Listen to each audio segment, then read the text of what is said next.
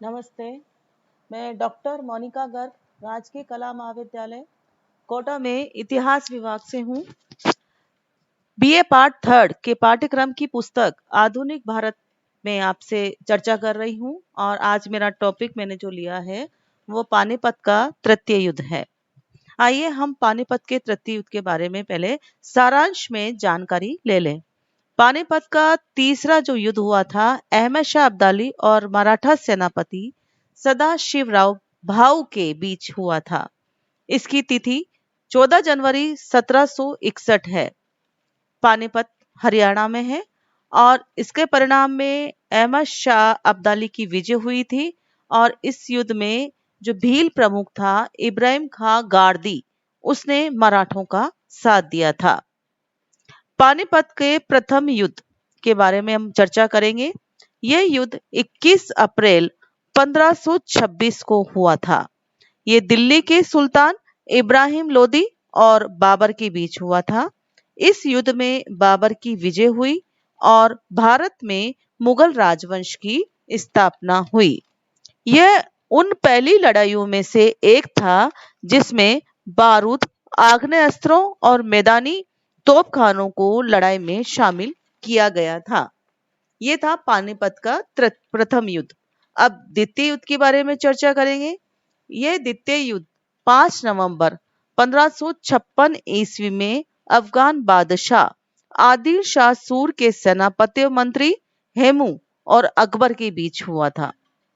इस युद्ध में प्रारंभ में हेमू को सफलता मिली, परंतु बाद में उसकी आंख में तीर लग गया जो कि हेमू के हार का कारण बना। तीर लगने से हेमू गिर गया और उसकी सेना भाग खड़ी हुई।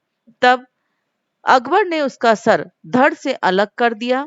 यह युद्ध अगले 300 वर्षों तक दिल्ली के तख्त मुगलों के पास रहा।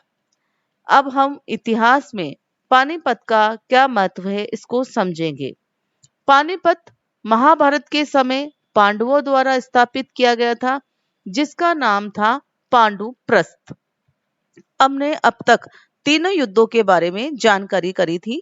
अब हम पानीपत के तृतीय युद्ध को समझेंगे। औरंगजेब की मृत्यु के साथ ही मुगलों का पतन प्रारंभ हो गया। देश की राजनीतिक एकता लोप हो गई और इसका लाभ उठाकर प्रांतों के सूबेदारों ने स्वतंत्र राज्यों की स्थापना कर ली। भारत में राजनीतिक शून्यता उत्पन्न हो गई और इसे भरने का प्रयास मराठों ने किया। उन्होंने उत्तर भारत में अपनी शक्ति का प्रचार किया और पंजाब पर प्रभुत्व स्थापित किया। इसी बीच अफगानिस्तान के शासक अहमद शाह अब्दाली ने भी भारत के सीमावर्ती सूबों पर आक्रमण करना प्रारंभ कर दिया। अब उत्तर भारत में अपना प्रभुत्व बनाए रखने के लिए मराठों का अब्दाली के साथ संघर्ष अनिवार्य हो गया। मराठों व अब्दाली के बीच पानीपत का तृतीय युद्ध हुआ जिसमें मराठों की पराजय हुई। अब इस युद्ध को जानने से पहले हम ये जानेंगे कि अहमद शाह अब्दाली कौन है। 1857 के जिस वक्त मुगल साम्राज्य का अंत होने वाला था उसी दौरान हिंदुस्तान पर अहमद शाह अब्दाली का आक्रमण प्रारंभ हुआ। इसी समय हिंदुस्तान की उत्तरी पश्चिम सीमाओं पर सुरक्षा की स्थिति खराब होती जा रही थी। इसी का फायदा उठाकर हिंदुस्तान के दक्षिण पश्चिम सीमाओं पर पश्चिम की तरफ से आक्रमण हुए। पहला आक्रमण नादिर शाह ने किया और दूसरा आक्रमण अहमद शाह अब्दाली ने किया। इन दोनों आक्रमणों से हिंदुस्तान पर एक बहुत बड़ा आघात हुआ। इन दोनों हमलों ने अगणित नगरों और राज्यों को लूटा, असंख्यक लोगों का नरसंहार किया, स्त्रियों की आबरूओं को भी लूटा गया।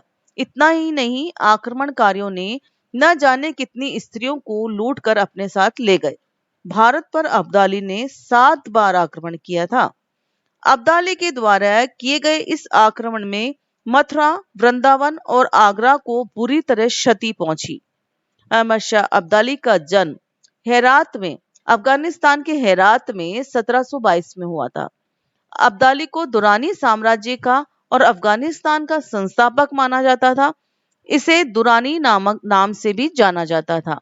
नादिर शाह की मृत्यु के बाद 1747 में अहमद शाह अब्दाली ने स्वयं को अफगानिस्तान का राजा घोषित कर दिया और तत्पश्चात अफगान कबीलों और सहयोगियों को एकजुट करके पूर्व में मुगल व मराठा साम्राज्य पर आक्रमण किया।